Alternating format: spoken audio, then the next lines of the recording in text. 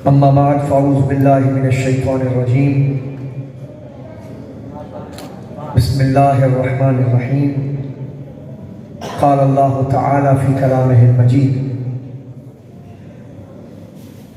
لقد كان لكم في رسول الله أسوة حسنة. صدق الله العظيم وبلغنا رسوله النبي الكريم. إن الله وملائكته يصلون على النبي يا أيها الذين آمنوا صلوا عليه وسلموا تسليما. اللهم صل على سيدنا ومولانا محمد معدن الجود والكرم وآلہ وبارک وسلم صلاة وسلام علیہ یا رسول اللہ۔ اللہ رب العزت کی بہترین حمد و ثنا، تمام تعریف و توصیف، تمام محامد و محاسن، تمام مکارم اللہ وحدہ لا شریک کے لیے ہے، اور اس کے پیارے حبیب لبیب صاحب خوش خصال، پیکر حسن و جمال، دافع رنج و ملال، رسول بے مثال، بی بی آمنہ کے لال، ہمارے اور آپ کے سردار، دستگیر جہاں، حامی بے کساں، سرور سروراں، تتیمہ دوراں، شاہ خوباں، شہنشاہ حسینہ، نازش ارض و سما، سیاہ لامکان، سید انس و جان، امام الاولین و آخرین، خاتم النبیین، سید المعصومین، محبوب رب العالمین جناب احمد مجتبیٰ و محمد مصطفیٰ صلی اللہ علیہ وسلم کے دربار گہربار میں عقیدتوں کا، محبتوں کا نذرانہ بصد احترام عرض کرنے کے بعد، نہایت ہی معزز و مکرم مشاہدین و مستمعین، السلام علیکم ورحمۃ اللہ تعالی وبرکاتہ۔ مبارکباد پیش کرتا ہوں سب سے پہلے بزم خوشبوئے بلال رضی اللہ تعالیٰ عنہ، جنہوں نے سالہائے گزشتہ کی طرح اس سال بھی جامع مسجد بلال میں یہ محفل پرنور کا انعقاد کیا۔ جامع مسجد حاضہ کی انتظامیہ کو مبارکباد پیش کرتا ہوں، تمام مرفقات، تمام نوجوانوں کو، آپ تمام کو اللہ دنیا کی آخرت کی بھلائیاں عطا فرمائے۔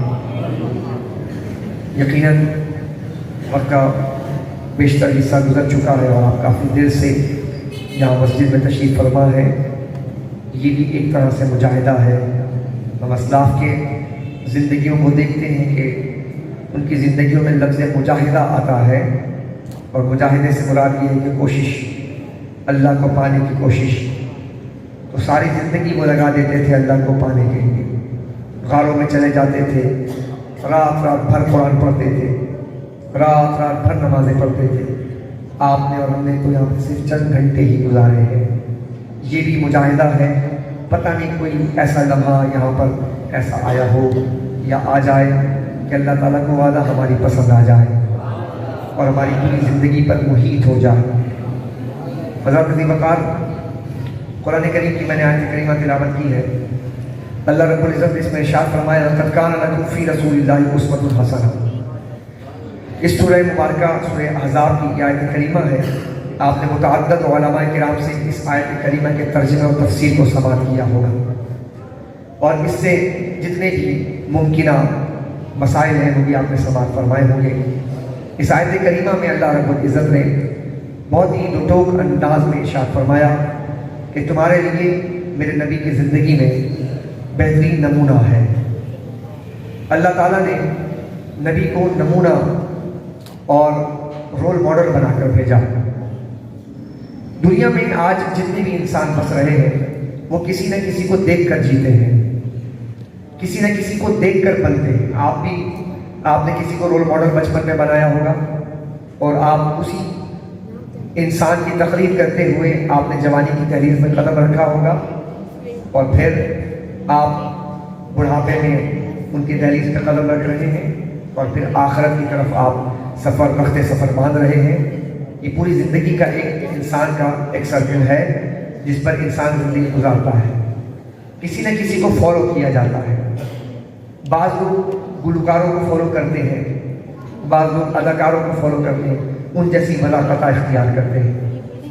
بعض لوگ کرکٹرز کو فالو کرتے ہیں اور ساری زندگی کرکٹ کھیلتے ہیں، اور کرکٹ کے اندر بھی بہت سارے ایسے بھی ہوتے ہیں جو بہت اچھے بالر ہوتے ہیں، بہت اچھے بیٹسمین ہوتے ہیں۔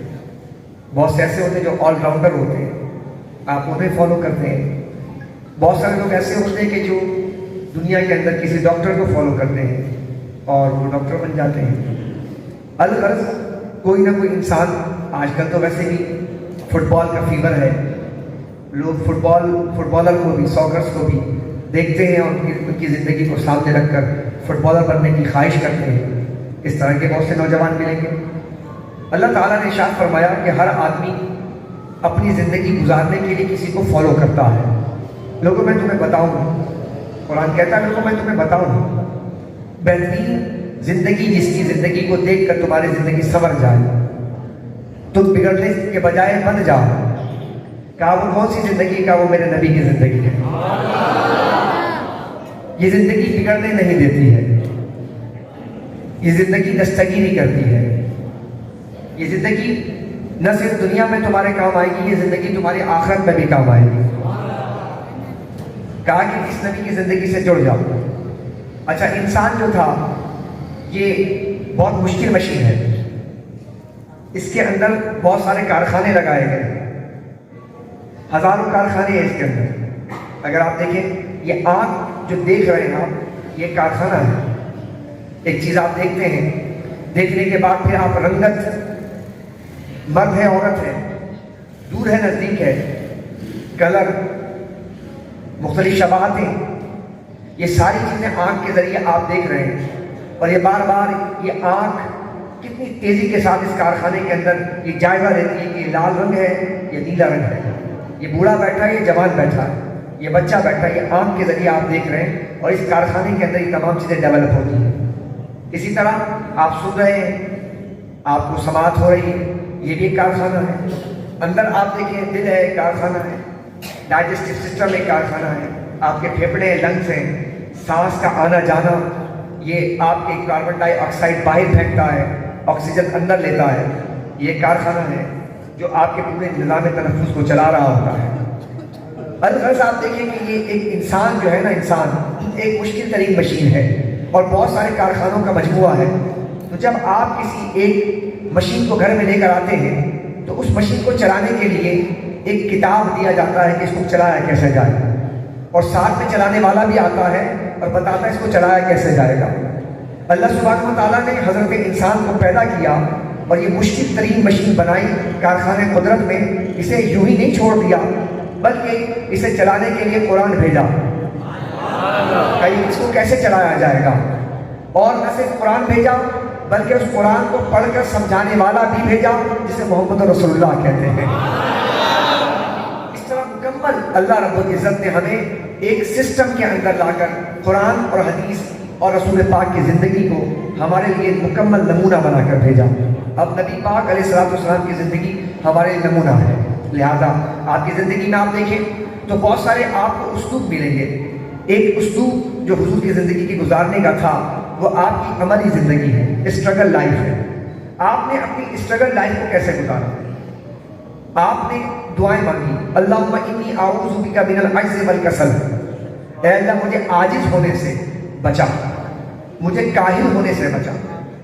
آج کے زمانے کے اندر جو بہت بڑا مسئلہ ہے وہ کاہلی ہے، سستی ہے، غفلت ہے. آج پورے عالم اسلام کو آپ دیکھیں، سستی اور غفلت کا مرقع بنے ہوئے ہیں. اور نبی کی زندگی ہمارے لیے ایک کامل نمونہ ہے. کیا نبی کی زندگی میں کوئی سستی نظر آتی ہے؟ کیا نبی کی زندگی میں خدا نخواستہ معاذ اللہ خاکم بدہن کوئی کاہلی نظر آتی ہے؟ ہم تو نبی پاک علیہ الصلوۃ والسلام کو صبح سے شام تک مستقل اسٹرگل کرتے ہوئے دیکھتے ہیں. نبی کریم صلی اللہ علیہ وسلم نے ارشاد فرمایا، آپ نے فرمایا نماز پڑھو، لوگوں نماز پڑھو. اور آپ کی زندگی کامل نمونہ ہے. آج عیسائیت اپنی طرف بلا رہی ہے، آج یہودیت اپنی طرف بلا رہی ہے. یہودیت مشنری کام کر رہی ہے، عیسائیت اپنے رومن کیتھولک، پروٹیسٹنٹ اور آرتھوڈکس، ان کے تمام مذاہب جتنے بھی ہیں، یہ باقاعدہ طور پر فیس بک کے ذریعے یا پھر ٹیلی ویژن کے ذریعے، یہاں مسئلہ نہیں ہے لیکن یورپ میں یہ مسئلہ بہت ہے. یہ مسئلہ ہمارے ساتھ بھی درپیش ہے. یہ پرابلم ایریا پاکستان کے اس ریجن کا بھی مسئلہ ہے اور یورپ کا بھی مسئلہ ہے کہ اگر مسلمان پاکستان میں رہتا ہے تو انگریزی تعلیم کے لیے انگریزی کلاسز اور انگریزی اسکول ڈھونڈتا ہے، اور جب یہی مسلمان یورپ جاتا ہے تو وہاں پر اسلامی تعلیم کے لیے مدرسہ ڈھونڈتا ہے. ہم آج تک یہ ڈیسائیڈ نہیں کر سکے کہ ہم نے کرنا کیا ہے, ہمیں کون سا علم حاصل کرنا ہے, ہمیں اپنی زندگی گزارنے کے لیے کیا کرنا چاہیے. ہم وہاں جاتے ہیں, مسلمان بن جاتے ہیں صاحب, اچھے باقاعدہ طور پہ یہاں فون آتے ہیں, صاحب بتائیں کوئی انٹرنیٹ کے ذریعے آن لائن کوئی قرآن پڑھانے والا مل جائے, کوئی عالم دین بنانے والا مل جائے. اور یہاں پہ پورے کے پورے پروسیس اور پورے مدارس موجود ہیں, لیکن آج ہم اسکول, کالج اور یونیورسٹیز کی طرف ہمارا رجحان زیادہ ہوتا ہے اور بنیادیں ہماری کمزور ہو رہی, کھوکھلی ہو رہی ہیں. آج پوری یورپ کی مشینری بلا رہی ہے کہ آؤ لوگوں عیسائیت کی طرف آؤ.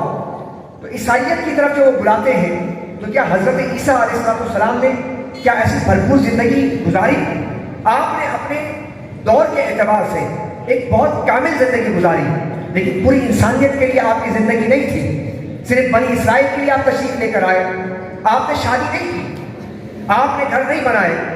حضرت عیسیٰ علیہ السلام نے کوئی ریاست کی بنیاد نہیں ڈالی, آپ نے کوئی نظام تعلیم کو مرتب نہیں کیا. تو پھر عیسائیت کس کی طرف بلا رہی ہے؟ ان کے پاس وہ کون سی چیزیں ہیں, وہ کون سی بنیادیں ہیں کہ جس کی طرف وہ بلا رہی ہے؟ موسیٰ علیہ السلام کی قوم یہودیت بلاتی ہے. حضرت موسیٰ علیہ السلام کی زندگی کے اندر بھی آپ دیکھیں وہ کاملیت نظر نہیں آتی.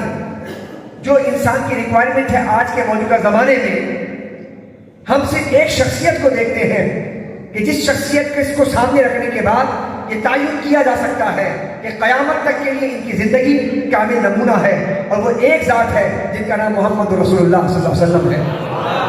آپ ایک بھرپور زندگی گزارتے ہیں, آپ نے شادی بھی کی.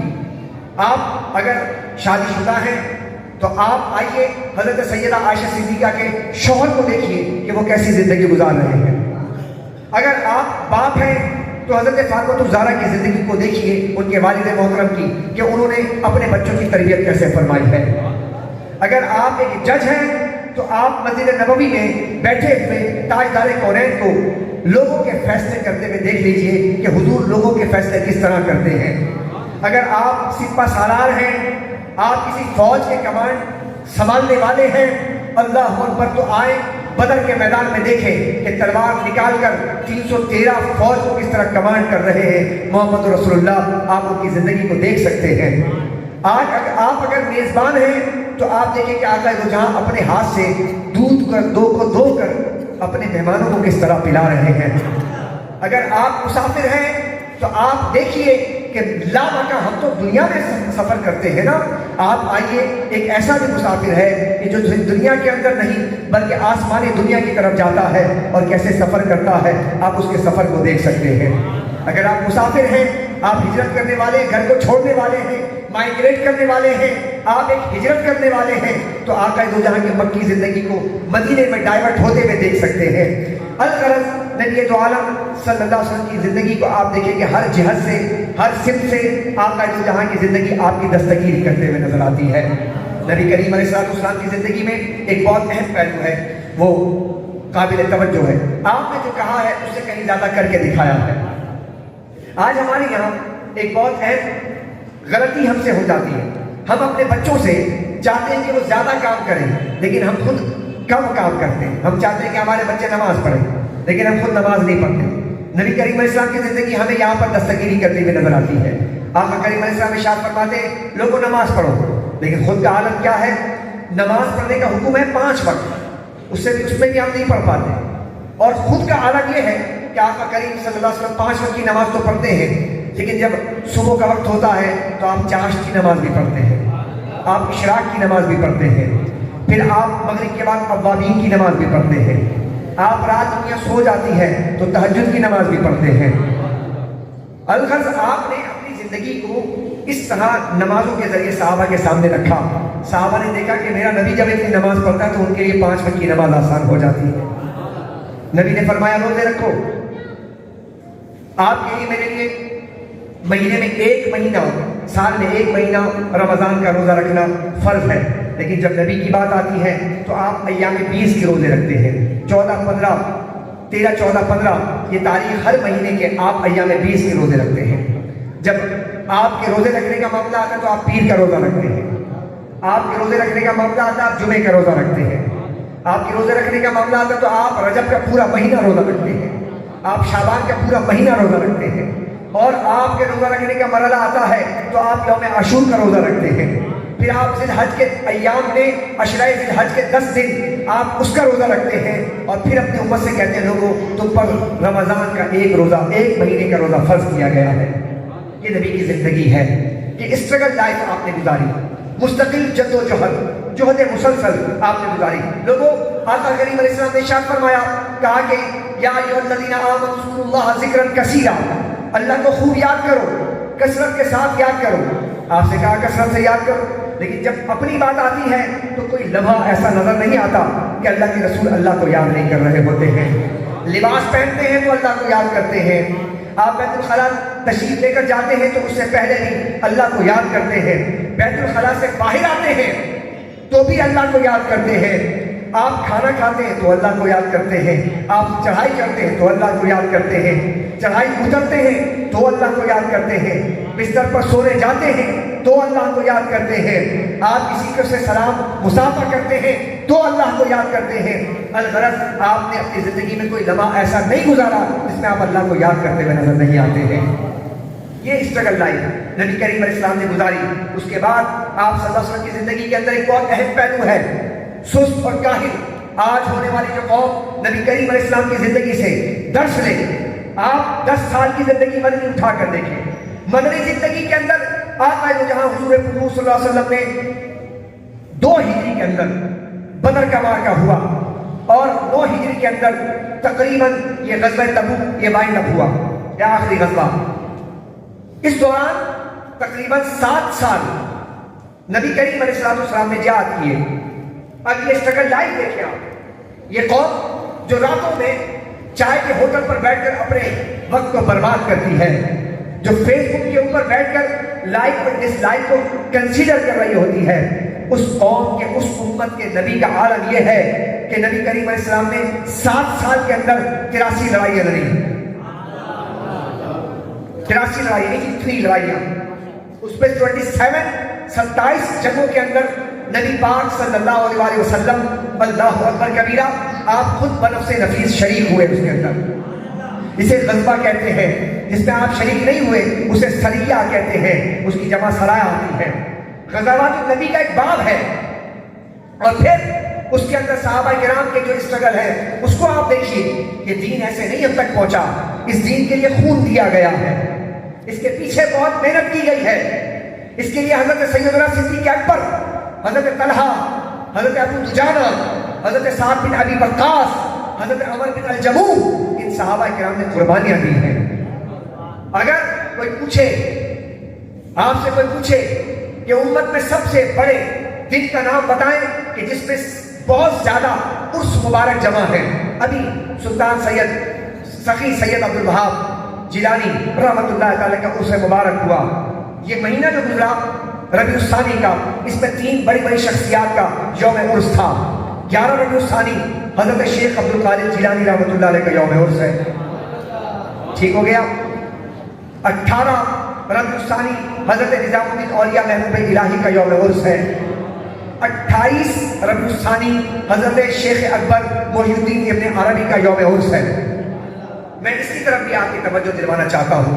حضرات ذی وقار، ذرا دیکھیں آج نوجوانوں کی پرائرٹیز کیا ہے، ترجیحات کیا ہے، انہیں پتہ نہیں ہے، ہیروز کے نام نہیں پتہ، اپنے ہیروز کے نام نہیں پتہ۔ آج ہم اپنے ہیروز کو نہیں جانتے جو ہمارے ہیرو ہیں۔ آج ہمارا ہیرو کون ہے؟ ایک بہت بڑا فریب اس صدی کا، اس زمانے کا، جو یورپ ہمارے ساتھ کھیل رہا ہے، وہ کیا کہ اس نے جن لوگوں کو بڑھا چڑھا کر پیش کیا ہے، جنہیں بہت مہان بنا کر پیش کیا، جنہیں آج وہ اپنا بہت بڑا ایک سمجھ لے لیڈر بنا کر پیش کر رہے ہیں، اور سمجھانا چاہتے ہیں دنیا والوں کو کہ لوگوں ان کی وجہ سے ترقی کے راستے کھلتے ہیں۔ ترقی کے راستے نہیں بلکہ ترقی کے دریچے کھلتے ہیں۔ کون؟ انہوں نے جن لوگوں کو بڑھا چڑھا کر پیش کیا ہے وہ ریسلر ہیں، ریسلر، باکسر، ایتھلیٹس، ساکر، گانے والے گویے، فنکار، اداکار، ان کو انہوں نے بڑا چڑھا کر پیش کیا ہے. اور آپ اٹھا کر دیکھیں تو میڈیا پر، سوشل میڈیا کے اوپر آپ کو یہی نظر آ رہا ہوگا. آج نوجوانوں سے پوچھیں، اگر میری بات غلط نہ ہو تو نوجوانوں سے پوچھیں رونالڈو کون ہے، اس کی پوری ہسٹری بتا دیں گے. آپ پوچھیں میسی کون ہے، پوری ہسٹری بتا دیں گے. آپ پوچھیں مائیکل جیکسن کون ہے، ساری چیزیں بتا دیں گے کہ اس کے ساتھ لاؤ لشکر کیسے چلتا تھا. حتیٰ کہ آج نوجوانوں کا عالم یہ ہے کہ نوجوان شاید اپنے خاندان کے طلاق اور شادی اور بیاہ کے مسائل میں اتنی دلچسپی نہیں لیتے جتنے اداکاراؤں کے طلاق اور ان کی شادی بیاہ کے اور ان کے برتھ ڈے کے تمام چیزوں میں دلچسپی لیتے ہیں.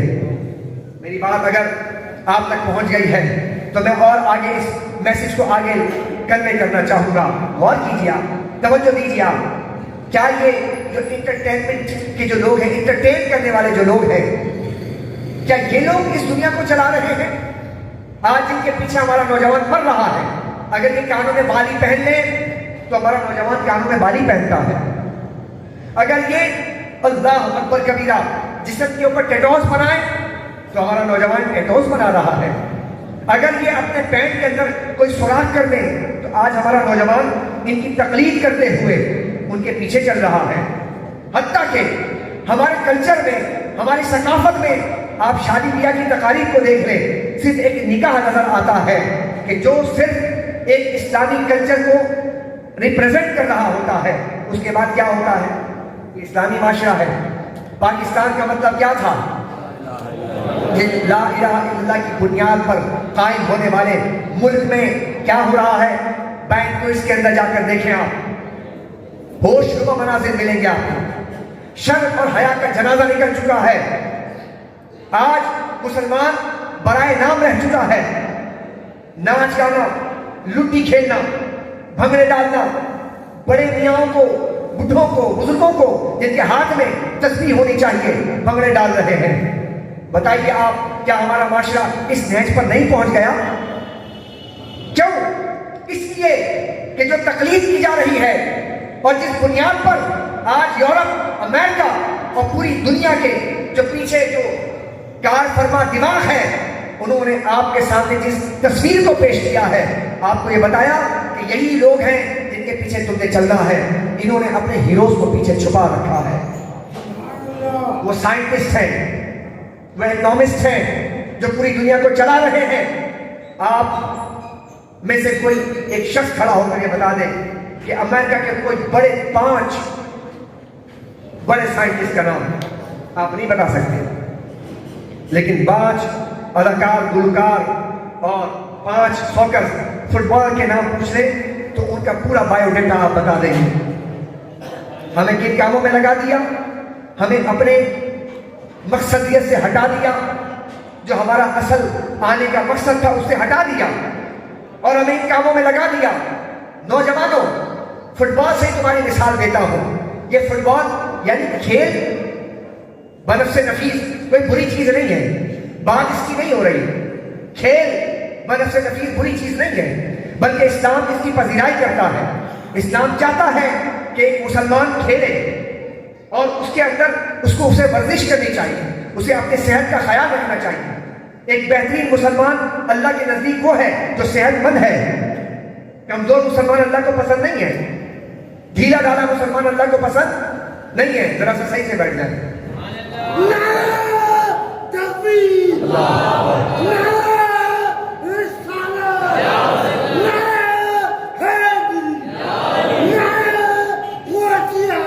اللہ کو اچھا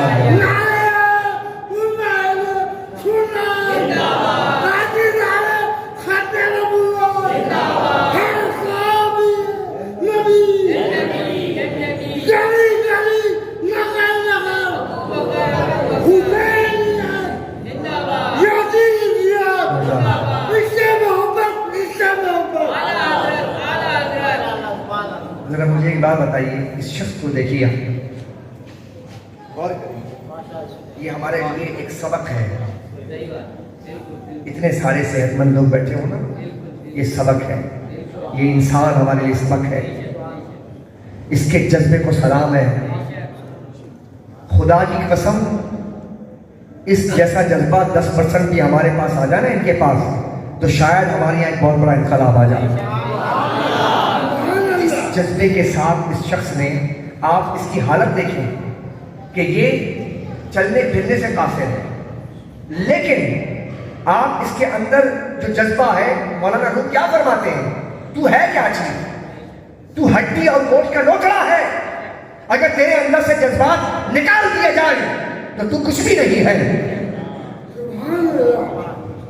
اٹھائیں جا کے دیکھیں خادم حسین رضوی کی زندگی کو, جو بندہ اپنے پاؤں سے چل نہیں سکتا تھا.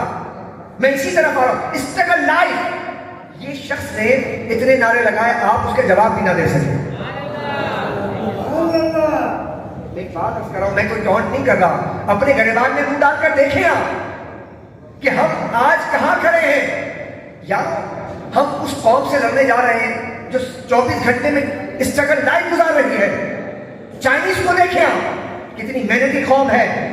جاپنیز کو دیکھیں آپ, کتنی محنتی قوم ہے. ساؤتھ کوریا, نارتھ کوریا کو دیکھیں, کتنی محنتی قوم ہے. رشینز کو دیکھیں آپ, کتنی محنتی قوم ہے. اس کے سامنے وہ نبی جس نے اپنی پوری زندگی اسٹرگل لائف تمہارے سامنے رکھی, جس میں صبح سے شام تک تاجدار کونین کام کرتے ہوئے نظر آتے ہیں, اس کی قوم کا یہ عالم ہے. اس کی قوم سست اور کاہل ہو گئی ہے. اس سے نمازیں نہیں پڑھی جاتی ہیں, اس سے روزے نہیں رکھے جاتے ہیں, اس سے اپنے گھر کا ماحول نہیں سنبھلتا ہے. اس سے 2 کتابیں ایک روزانہ کتنے دن ہو جاتے ہیں ہمارے کہ قرآن کریم کو کھولے ہوئے. ہم سے قرآن نہیں کھولا جاتا یارو. کوئی دن ایسا حضرت عمر بن خطاب رضی اللہ تعالیٰ قرآن کو اپنے سینے سے لگاتے ہیں اور لگانے کے بعد کہتے ہیں کہ یہ اللہ کا عہد ہے, کوئی دن ایسا نہ گزرے کہ جس دن ہم قرآن کریم کو دیکھیں نہ یا چھوئے نہ. یہ زندگی تھی ہمارے صحابہ کی. تو میں عرض کر رہا تھا فٹ بال, یہ جو فٹ بال ہے, یہ فٹ بال کے ہمیں ایک میسج دیتا ہے. میں اسی سے ایک مثال دیتا ہوں. آج ایک ذہن میں خیال آتا ہوگا نا, یا کیا وجہ ہے پوری دنیا کے اندر 57 سے زیادہ اسلامی ممالک ہیں, تو مر کیوں رہے ہیں ہم, مار ہم کیوں کھا رہے ہیں. ہماری کوئی سہ نہیں ہے, ہماری کوئی اپروچ نہیں ہے, ہمیں کوئی پوچھتا نہیں ہے, ہماری بات کی کوئی ویلیو نہیں ہے. کیا وجہ ہے کہ آج ہمیں دہشت گرد کہا جاتا ہے, کبھی فنڈامنٹلسٹ کہا جاتا ہے, کبھی بنیاد پرست کہا جاتا ہے, اور ہم اپنا دفاع بھی نہیں کر پاتے. کیوں, کیا وجہ ہے؟ ایک ریزن آپ فٹ بال سے سمجھ سکتے ہیں. ایک دیہاتی تھا, دیہات سے چلا شہر آ کر اس نے دیکھا کہ ایک جمگھٹا لگا ہے اور لوگ نہ جانے ہلا گلا کر رہے ہیں. اس نے لوگوں کے اس بھیڑ کو چیرا اور گیا, آگے جا کر دیکھا تو دیکھا کہ ایک عجیب ماجرا ہے. پہلی مرتبہ, یہ سالوں پرانی بات ہے, آج کی بات نہیں ہے. وہ دیہاتی بیچارے نے دیکھا کہ عجیب ماجرا, اس نے کبھی اپنے گاؤں میں ایسا ماجرا دیکھا نہیں تھا. اس نے دیکھا ایک گیند ہے, بیچاری گیند, اور اس کو ادھر سے بھی لوگ لات مار رہے ہیں اور ادھر سے بھی لوگ لات مار رہے ہیں. پریشان ہو گیا, یار اس گیند نے کیا کیا, اس کو لات کیوں مار رہے ہو, اس کو لات مارنے کی کیا وجہ ہے. پریشان ہو گیا, دیکھ رہا ہے کہ لات مار تو رہے, گیند باہر چلے جائے تو پکڑ کر پھر لے آتے, پھر لات مارتے. برابر میں ایک بزرگ کھڑے تھے. بزرگ نے بھانپ لیا کہ نوجوان پریشان ہو رہا ہے. اس نے کہا نوجوان خیریت تو ہے, پریشانی کی وجہ کیا ہے. کہا کہ بڑے صاحب یہ جو گیند ہے اس کا قصور کیا ہے, اس کا قصور کیا ہے کہ اس کو لوگ لات کیوں مار رہے ہیں. تو نوجوان کو جواب دیا عارفانہ. وہ سمجھ گئے تھے اگر وہ کہتے کہ نہیں صاحب یہ ایک فٹ بال کھیل ہے اور یہاں پر 11 کھلاڑی ادھر ہوتے ہیں, 11 ادھر ہوتے ہیں, ایک گول کیپر ہوتا ہے, ادھر بھی گول کیپر ہوتا ہے, ایک ریفری ہوتا ہے, ادھر بھی ریفری ہوتا ہے, ادھر بھی ریفری ہوتا ہے, اتنی بات سمجھاتے ہیں, اس دیہاتی کو کہاں سمجھ آتی. انہوں نے اس کے مزاج کو سمجھتے ہوئے انہوں نے جو جواب دیا وہ سننے والا جواب ہے. انہوں نے کہا دیکھو کتنا خوبصورت ہے نا, یہ کتنی خوبصورت ہے نا ظاہری میں. کہا کہ لات پھر بھی مار رہے ہیں نا. کہا کہ اس کا قصور یہ ہے کہ یہ اندر سے کھوکھلی ہے.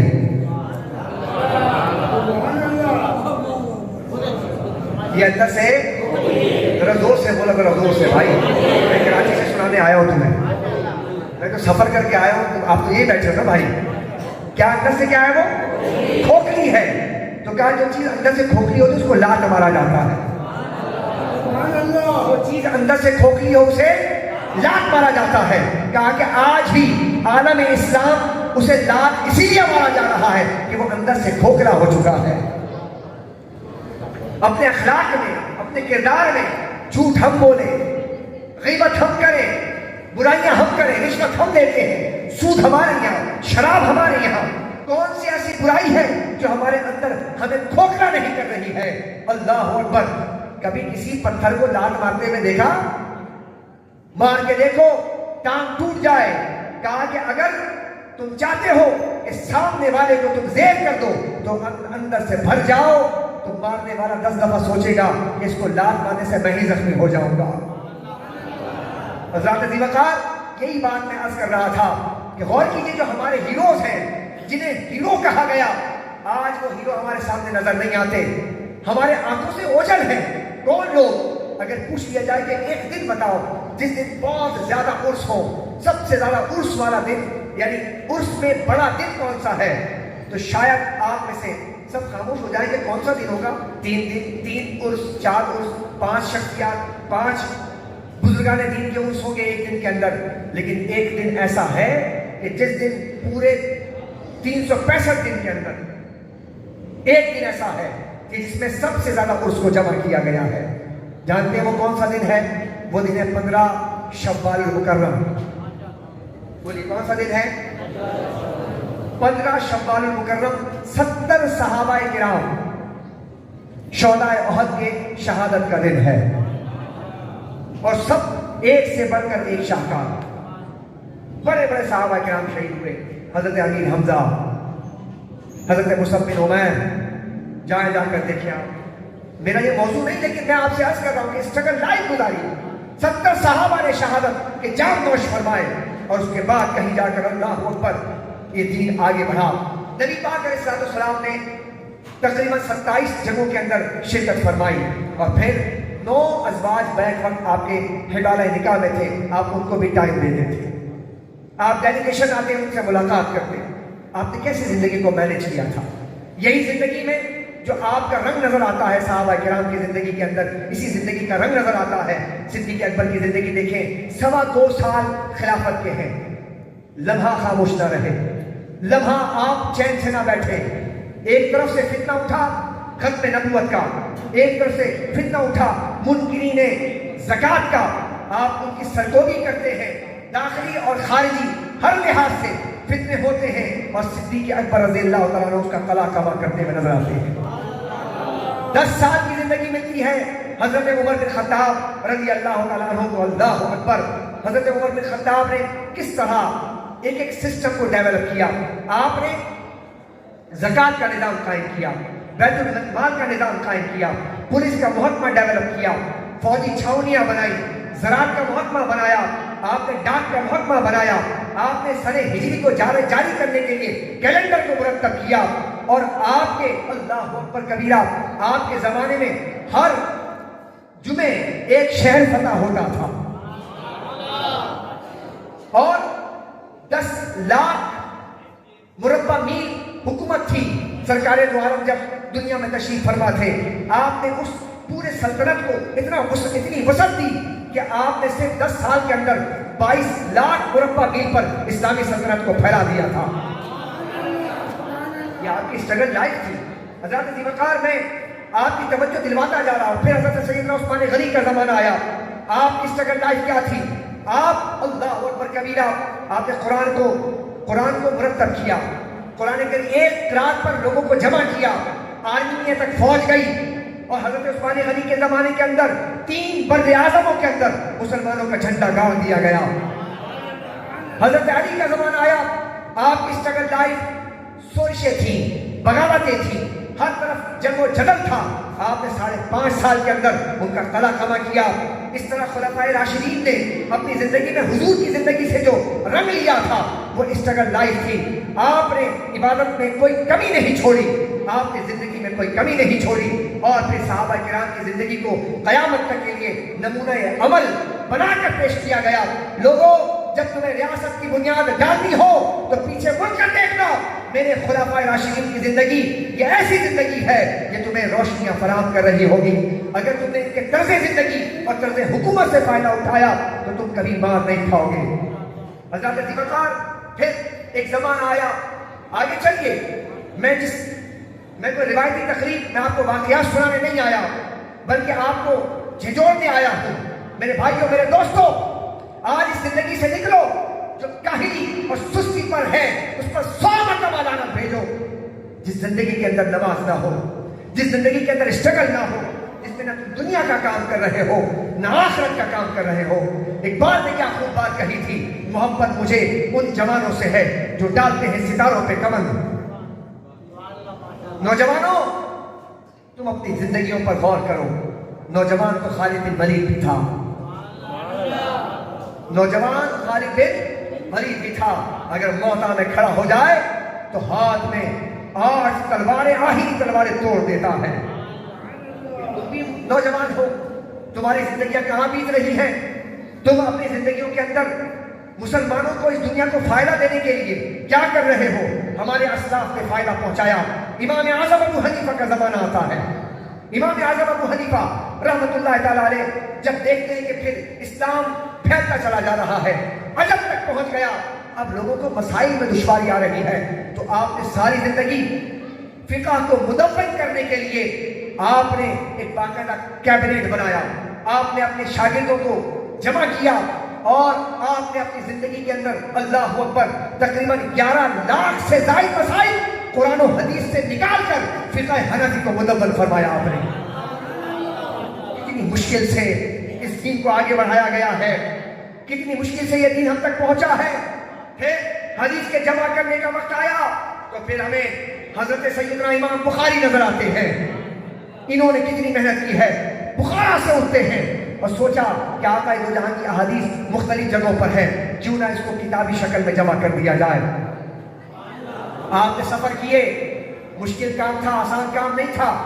آپ کبھی سمرقند جاتے، بخارا سے کبھی آپ شام جاتے، کبھی دمشق جاتے، جہاں جہاں صحابہ تھے، صحابہ کے آثار ملتے تھے یا کسی محدث کی کوئی بات ملتی تھی، آپ وہاں پہنچ جاتے تھے۔ پھر آپ نے وہ حدیث لکھنے کے لیے مدینہ طیبہ کا انتخاب کیا۔ ہر حدیث کو بخاری میں لکھنے کے لیے پہلے آپ غسل کرتے تھے، اس کے بعد 2 رکعت نماز نفل پڑھتے تھے اور استخارہ کرتے تھے، اور جب استخارہ میں سرکار دو عالم صلی اللہ علیہ وسلم کی طرف سے اشارہ ملتا تھا تو آپ بخاری کے اندر اس حدیث کو درج فرما دیا کرتے تھے۔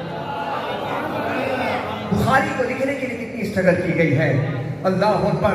پھر ایک زمانہ آتا ہے، صوفیاء کرام طریقت پر حملے ہوتے ہیں اور طریقت ذبوحالی کا شکار ہو جاتی ہے، لوگ ظاہرداری میں پڑ جاتے ہیں، ریاکاری میں پڑ جاتے ہیں۔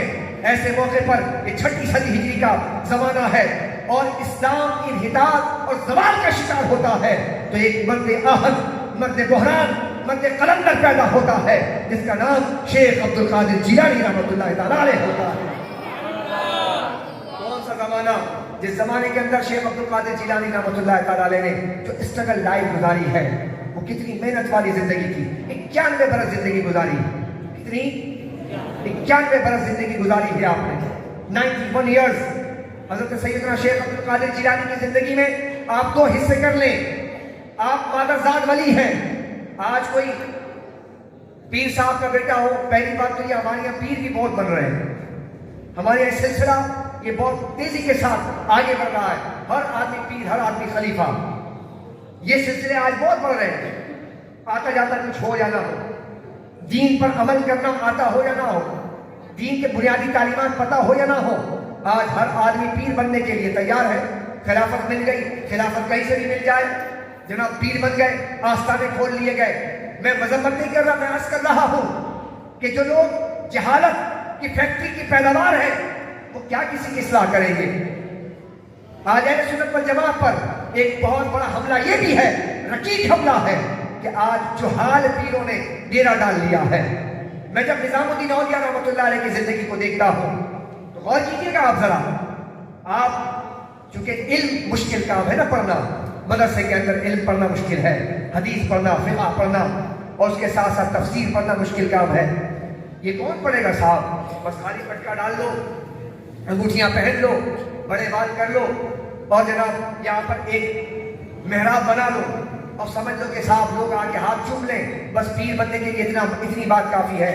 نہیں نہیں، پیر بننے کے لیے جو شرط ہے، پہلی شرط یہ ہے کہ وہ عالم ہونا چاہیے، عالم ہونا چاہیے۔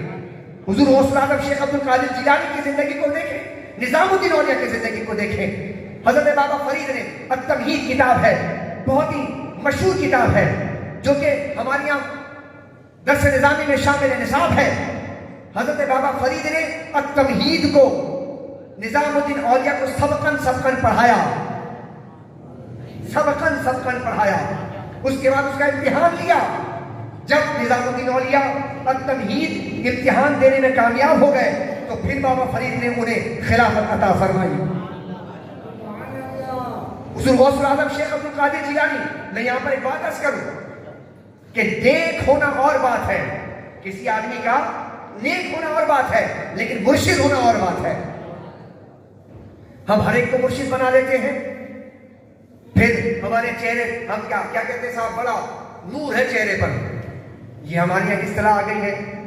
ملوث کاری، ہر چیز کو ہم نے فریب دجل کو آج اپنے اہل سنت پر جماعت میں جگہ دے دی ہے۔ چہرے پہ نور ہے، نور کی تعریف تو کرتے ہیں آپ، حضرت صاحب کے چہرے پہ نور ہے، تو نور کسے کہتے ہیں؟ آپ کہتے ہیں ہمارے یہاں نور کی اصطلاح جب استعمال کی جاتی ہے تو پرسیپشن یہ ہوتا ہے گوری چمڑی، سفید رنگت، اس کو آپ کہتے ہیں نور، یہی ہے نا نور۔ اگر آپ کی اصطلاح یہ ٹھیک ہے تو میں پوچھنا چاہتا ہوں حضرت سیدنا بلال کے بارے میں کیا کہیں گے آپ؟ کیا وہ نورانی چہرہ نہیں تھا ان کا؟ بولو نا یار، تو کیا سانپ سن جاتا ہے؟ بولو حضرت بلال حبشی، کیا وہ کا چہرہ نورانی نہیں تھا تو پھر کس کا نورانی چہرہ ہوگا؟ تو نور کی کیا پہچان ہے؟ بتائیں، جواب دیں، اپنے آپ سے سوال کریں کہ نور کی پہچان یہ ہے، نورانی چہرہ یہ ہے کہ جس کا چہرہ گوری چمڑی والا ہے تو وہی نور والا ہے۔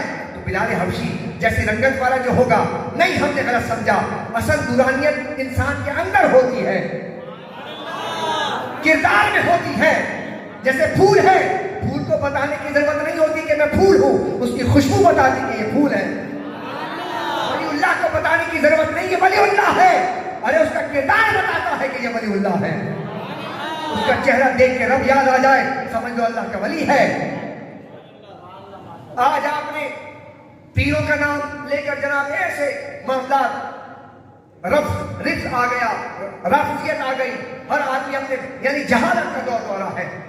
حضرت سیدنا شیخ عبد القادر جیلانی کے ماننے والوں، غور کرو، اگر جہالت یہ خشت اول ہوتا پیر طریقت کے لیے تو حضور غوث العظم تو مالزاد ولی تھے، کیا ضرورت پڑی تھی بغداد جانے کی؟ جیلان سے سفر کیوں کیا؟ لیکن آپ دیکھیں جہد مسلسل، آپ نے کتنی محنت شاقہ کے ساتھ علم پڑھا ہے، جہاں جا کر کتابیں پڑھو۔ حضور غوث العظم صرف ایک صوفی کا نام نہیں ہے، بلکہ حضور غوث العظم ایک مفسر کا نام ہے، ایک محدث کا نام ہے، ایک فقیہ کا نام ہے، ایک مفتی کا نام ہے۔ اور مجھے کہنے دیجئے، اگر وقت کا سب سے بڑا امام ہے تو امام اعظم ابو حنیفہ رحمۃ اللہ تعالی علیہ کے بعد اگر کوئی امام بڑا ہے تو حضرت امام اعظم کہنے کے مستحق ہے تو شیخ عبد القادر جیلانی رحمۃ اللہ علیہ ہے۔ اٹھا کے دیکھیں زندگی کو، آپ نے سمجھا شاید حضور غوث العظم کوئی ایک قلم لے لیتے تھے اور بیٹھ جاتے تھے اور تعویذیں لکھتے تھے، یہ ہم نے سمجھ لیا۔ اسی طرح ہمارے نوجوان کیوں قریب نہیں آ رہے؟ ان اللہ کے ولیوں سے فیض کیوں نہیں لے رہے؟ ان کی زندگی میں چاندنی کیوں نہیں آتی کہ ہم نے صرف کرامتیں بیان کی ہیں؟ ہم نے سمجھا شاید حضور غوث العظم رضی اللہ تعالیٰ عنہ پٹکا ڈال کے بیٹھتے تھے، کہیں جا کر جناب فیتا کاٹ رہے ہیں، کہیں جنازہ پڑھا رہے ہیں، یا کہیں جناب کسی شادی میں جا کے نکاح پڑھا رہے ہیں۔ آج کل پیروں کا یہی کام رہ گیا۔ معذرت کے ساتھ اچھے پیر بھی ہیں، لیکن میں عرض کر رہا ہوں اگر یہی پیر طریقت کا کام تھا تو غوث پاک نے تو یہ کام نہیں کیے۔ انہوں نے کیا کام کیا ہے؟ آپ حضور غوث العظم کی زندگی کے دو حصے کر لیجئے تو مجھے کہنے دیجئے، آدھی زندگی غوث پاک نے علم کو سبقن پڑھا ہے اور آدھی زندگی سبقن آپ نے پڑھایا ہے۔ جملہ دے رہا ہوں اور سمجھ آ جائے تو سبحان اللہ کہہ دینا، جملہ ہوا کر رہا ہوں۔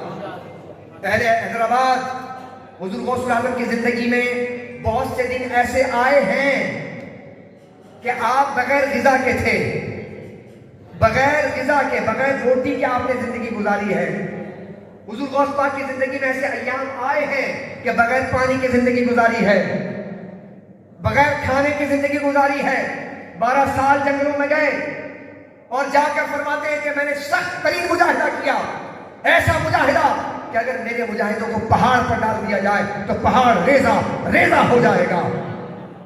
کہتے ہیں ایک وقت ایسا بھی آیا مجھے آواز آتی تھی، اے عبد القادر جیلانی کھا لے تجھے میری قسم ہے. اعلیٰ حضرت امام اہل سنت فرماتے ہیں قسمیں دے دے کے جلاتا ہے پلاتا ہے تجھے پیارا اللہ تیرا چاہنے والا تیرا. حضور غوث پاک کی زندگی میں جملہ سننا، بہت دن ایسے آئے کہ آپ بغیر روٹی کے بغیر غذا کے آپ نے زندگی گزاری، لیکن حضور غوث پاک کی زندگی میں کوئی ایک دن ایسا نہیں آیا کہ جس میں حضور غوث العظم شیخ عبد القادر جیلانی رحمت اللہ تعالی علیہ نے بغیر علم کے زندگی گزاری ہو. حضور غوث العظم رضی اللہ تعالیٰ کی زندگی میں کوئی لمحہ ایسا نہیں آیا. شیخ عبد القادر جیلانی رحمت اللہ تعالی علیہ ایک ایسی شخصیت کا نام ہے کہ جنہوں نے ساری زندگی اسٹرگل کی، محنت کی. آپ نے لوگوں کو پڑھایا، آپ اللہ اکبر کبیرہ ایک بہترین عالم تھے، ایک بہترین مقرر تھے. آپ کے خطابات کے اندر 70 ہزار کا مجمع ہوا کرتا تھا اس زمانے کے اندر. 600 صدی ہجری کی بات ہے. اور پھر آپ کا فیضان ایسا جاری ہوا، اللہ اکبر، کہ آپ نہ صرف مقرر تھے بلکہ آپ ایک مصنف بھی تھے. آپ کی کتاب فتوح الغیب، الفتح الربانی اور غنیۃ الطالبین جیسی کتابیں آپ نے تصنیف فرمائی، آپ کے خطبات کا مجموعہ ہے. پھر آئیے ذرا آخری سمیٹ رہا ہوں اپنے کلام کو. حضور غوث العظم شیخ عبد القادر جیلانی نے نہ صرف عبادت میں اطاعت میں آپ کی راتیں کیسے گزرتی تھی، شاہ عبد المحدث دہلوی رحمۃ اللہ علیہ، سبحان اللہ کہہ دیجیے. آج ہمارے لوگوں کے پیٹ میں درد یہ بھی ہو جاتا ہے کہ بھائی یہ 11ویں شریف جو ہے نا، 11ویں شریف، یہ تم نے جو نام رکھا یہ کہاں سے آیا؟ شاہ عبد الحق محدث دہلوی رحمۃ اللہ تعالی علیہ، یہ بڑا نام ہے. مدینہ منورہ میں بیٹھ کر حدیث پڑھایا کرتے تھے. ہمارے اسلاف کا تو یہی مشغلہ تھا کہ قرآن و حدیث پہ ہی ساری زندگی گزار دی. شاہ صاحب رحمۃ اللہ تعالی علیہ صحن مدینہ میں بیٹھ کر حدیث پڑھایا کرتے تھے. انداز کیا ہوتا تھا؟ گنبد خضرا سامنے ہوتا تھا، آپ بیٹھ کر طلباء کو حدیث پڑھاتے اور فرماتے تھے کہ لوگوں یہ جو گنبد خضرا ہے اس کے نیچے جو مکی ہیں انہوں نے ارشاد فرمایا. ایسے حدیث پڑھایا کرتے تھے. ایک دن خواب میں تاجدار کونین تشریف لائے، کہا کہ عبدالحق ہندوستان جاؤ اور ہماری حدیث کی شمع کو روشن کرو. عرض کرنے لگے یا رسول اللہ آپ کے مدینے سے جانے کو دل نہیں کرتا، میں یہاں سے اگر چلا جاؤں تو گنبد خضرا کا اور آپ کے دربار میں سلام کا میں جو آج یہ جو نذرانے پیش کر رہا ہوں اس سے میں محروم ہو جاؤں گا. آقا کریم علیہ السلام نے خواب میں ارشاد فرمایا بر صغیر جاؤ عبدالحق جاؤ، کوئی رات ایسی نہیں آئے گی کہ ہم اپنا دیدار تمہیں نہ کروا دیں. دہلی کو بھیجا گیا. سنیے ذرا غور کیجئے، شاہ عبدالحق اتنا بڑا نام ہے. شاہ عبد المحدث دہلوی رحمۃ اللہ تعالی علیہ جب حدیث پڑھ کے سنایا کرتے تھے تو ایک دن شاگرد بیٹھے ہوئے تھے تو آپ نے ایسے ٹیک لگا کر کہا ایسے اور کہا کہ حضور ایسے حدیث سنا رہے تھے. شاگردوں نے کہا کہ حضرت یہ آپ نے جو ارشاد فرمایا کہ اس طرح کر کے سرکار حدیث سناتے ہیں تو آپ نے کہاں ملاحظہ فرمایا؟ آپ بھاگ گئے اس کے اس اعتراض پر، اپنے ہاتھ پکڑا، اپنے حجرے میں لے گئے. وہاں ایک نشست تھی، اس نشست پر سامنے نشست پر آپ نے اشارہ کیا، کہا کہ اس مقام پر روزانہ رات میرے آقا اسی طرح بیٹھ کر مجھے حدیث سناتے ہیں. شاہ صاحب رحمۃ اللہ علیہ اتنا بڑا نام. تمام مکاتب فکر خواہ اہل دیامنہ ہو یا اہل سنت والجماعت سب کے سند حدیث حضرت شاہ عبد المحدث دہلوی تک جاتی ہے. آپ نے کتاب لکھی ہے ما ثبت من السنہ. ما ثبت من السنہ کے اندر آپ نے نقل فرمایا جب ربیع الثانی کا مہینے کا ذکر آیا جس میں آپ نے ہر مہینے کے معمولات لکھے تو کہا کہ مسلم امہ کے معمولات میں یہ بھی ہے کہ 11 ربیع الاول کو 11ویں شریف امت مسلمہ مناتی ہے. کہتے لکھا ہوا دیکھا شاہ عبد الحق محدث دہلوی رحمۃ اللہ تعالی علیہ آپ نے کتاب لکھی اخبار الاخیار. اس میں آپ نے بہت سے اولیاء کرام ہیں نا ان کے تذکرے کیا آپ نے مختصر بڑے جامع انداز میں. آدھے صفحے میں کیا، کسی کے ایک صفحے میں کیا، لیکن جب شیخ عبد القادر جیلانی کی بات آئی تو نہ جانے کتنے دسیوں بیسیوں صفحے پر شیخ عبد القادر جیلانی کا تذکرہ فرمایا، اور وہاں پر آپ نے یہ ارشاد فرمایا شاہ عبد القادر دہلوی نے کہ حضور غوث العالم شیخ عبد القادر جیلانی کی راتیں جانتے ہو کیسے گزرتی تھی کہ آپ رات میں قرآن کریم تلاوت شروع کرتے تھے تو فجر کی نماز میں پورا قرآن ختم کر دیتے تھے، 15 سال تک آپ کا معمول یہی رہا تھا۔ استقامت کا یہ عالم، غوث پاک کے ماننے والوں، ہمارے غوث اعظم تو 15 سال روزانہ ایک قرآن ختم کیا کرتے تھے، 40 سال تک عشاء کے وضو سے فجر کی نماز پڑھا کرتے تھے۔ یہ استقامت کا عالم تھا حضور غوث العظم شیخ عبد القادر جیلانی رحمۃ اللہ تعالی علیہ کا۔ تو شیخ عبد القادر جیلانی رحمۃ اللہ علیہ کے ماننے والوں ذرا غور کرو کہ حضور غوث العظم شیخ عبد القادر جیلانی کی پوری زندگی اسٹرگل لائف جو گزری، تو آپ نے اس زندگی کے اندر ایک اور فیض آپ نے امت میں پیش کیا۔ وہ کیا تھا کہ جب 90 سال صلیبی طاقتوں نے قبضہ کر لیا بیت المقدس پر، تو ایک بہت بڑا فاتح جرنیل، اس کا نام تھا سلطان صلاح الدین ایوبی۔ ایوبی نے فوج تیار کی۔ آج ہم کہتے ہیں مدینہ جائیں گے، مدینہ جائیں گے، کاش کہ یہ سوچ اور فکر ہمیں مل جائے کہ مدینہ تو جاؤ گے۔ ایوبی مدینہ نہ گیا، حج کرنے نہ گیا۔ لوگوں نے کہا کہ کیوں نہیں جاتے؟ کہا کہ بیت المقدس کافروں کے ہاتھ میں ہے، حضور کو کیا چہرہ دکھاؤں گا۔ ایسے لوگ تھے، ایسے جن کو حضور علیہ السلام آج تو ہم جاتے ہیں دھڑلے سے جاتے ہیں صاحب، اللہ اکبر کبیرہ۔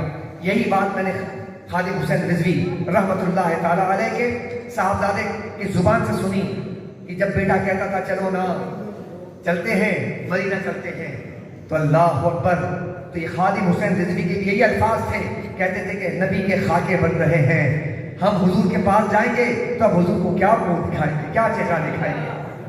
یہ سوچ، یہ جذبات کہ ہم نبی کے پاس جا رہے ہیں۔ آج دنیا کے اندر ہم نہ دین کا بیڑا اٹھا رہے ہیں، نہ ختم نبوت پہ پہرا دے رہے ہیں، نہ ناموس مصطفیٰ پر پہرا دے رہے ہیں، نہ اسلام کی ترویج و اشاعت کا اپنا کردار ادا کر رہے ہیں، لیکن ہم نے مدینے جانا ہے۔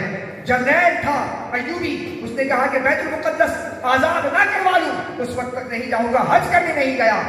جانتے ہیں ایوبی کی فوج کے اندر تعداد جو تھی سپاہیوں کے لڑنے کی، وہ کون سی تھی؟ ان میں سے آدھی سے زیادہ فوج حضرت شیخ عبد القادر جیلانی کے مریدوں کی تھی۔ فیض وہاں تک پہنچا۔ حضرات دیوکار، آئیے حضور غوث العظم شیخ عبد القادر جیلانی رحمۃ اللہ علیہ نے جو اسٹرگل لائف گزاری ہے، 91 برس جو آپ نے زندگی گزاری، یہی زندگی ہم نے حضرت سیدنا محی الدین ابن عربی کی زندگی میں دیکھی ہے۔ انہوں نے بھی جو زندگی گزاری، ہر ایک صوفی کو دیکھیں آپ، صوفی کاہل نہیں ہوتا، صوفی سست نہیں ہوتا۔ اگر صوفی بننا ہے تو آپ کو اپنے آپ کے اندر ایک وعدہ کرنا پڑے گا، ایک عہد وفا کرنا پڑے گا۔ ان راستوں پر چلنے کے لیے سب سے پہلی چیز یہ ہے توبہ کا راستہ اختیار کیجیے۔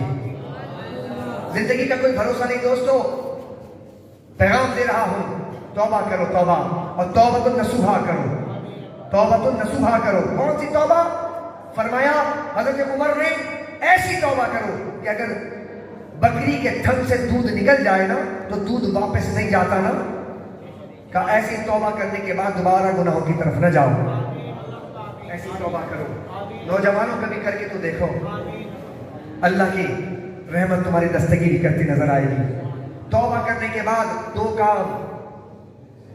کام کرو لوگوں۔ اگر آج بھی تم چاہتے ہو کہ ولایت کے راستے پر چلے، فرائض اپنی جگہ ہے، نماز روزہ زکوٰۃ حج کی بات نہیں کر رہا، وہ تو فرض ہے، کمپلسری ہے۔ دو کام کرو۔ نمبر 1، اپنی خلوتوں کو پاکیزہ کرو۔ یہ جو تمہارے فیس بک ہیں، یہ تنہائیاں ہیں، یہ پراگندہ ہو رہی ہے، تمہاری نگاہوں کی طہارت زائل ہو رہی ہے۔ آج ہوش و مناظر ہیں، اپنے خلوتوں کو پاکیزہ کرو۔ یہ سوچ کر کرنا کہ جب قبر میں جاؤ گے تو انہی آنکھوں سے رسول اللہ کا دیدار کرنا ہے۔ 2 دیدار ہونے ہیں، 2 دیدار۔ اپنے آنکھوں کو دیدار کے قابل بناؤ۔ قبر میں رسول اللہ کا دیدار اور حشر میں اللہ کا دیدار ہوگا۔ اپنی آنکھوں کو دیدار کے قابل بناؤ۔ ان آنکھوں سے گناہ دیکھیں، ناپاکیاں دیکھیں، بے حیائی، بے شرمیاں دیکھیں، اور پھر انہی آنکھوں سے رسول اللہ کا دیدار کریں۔ ایک مسلمان کو یہ زیب نہیں یہ تھا۔ دوسری بات، اپنے رزق کو حلال کرو، حرام سے اپنے آپ کو بچاؤ۔ یہاں سے جو لقمہ اترے تو کوشش کرو کہ لقمہ حلال کا ہو۔ یہاں سے جو لقمہ حرام کا اترتا ہے نا، یہ لذت عبادت چھین لیتا ہے۔ نہ تمہیں قرآن پڑھنے میں مزہ آئے گا، نہ نماز پڑھنے میں مزہ آئے گا، نہ دینی مجلسوں میں مزہ آئے گا۔ تمہیں محسوس ہوگا یار بہت دیر ہو گئی، لیکن جو لوگ ایمان والے ہوتے ہیں وہ تو مجبور ہو کے نہیں، وہ تو مسرور ہو کر بیٹھتے ہیں۔ تو کیا امید کی جائے انشاءاللہ ہماری تنہائی پاکیزہ ہوگی انشاءاللہ۔ نوجوانوں کیا کہتے ہیں؟ انشاءاللہ ہم فیس بک پر جب بیٹھیں تو انشاءاللہ عز و جل ہم گندی چیزیں، بے حیائی کی چیزیں، بلکہ ہم اس میں سے اچھی چیزیں اخذ کرنے کے بعد امت کو فائدہ پہنچانے والے کام کریں اور ہمیشہ رزق حلال کی کوشش کریں۔ انشاءاللہ آپ کی زندگیوں میں بہت بڑا انقلاب آئے گا۔ غوث پاک شیخ عبد القادر جیلانی کی پوری تعلیمات کا نچوڑ میں نے آپ کے سامنے رکھ دیا۔ یہی زندگی ہمارے اسلاف کی تھی۔ اللہ تعالیٰ ہمیں اس پر عمل کرنے کی توفیق عطا فرمائے۔ وما علیہ الا البلاغ المبین۔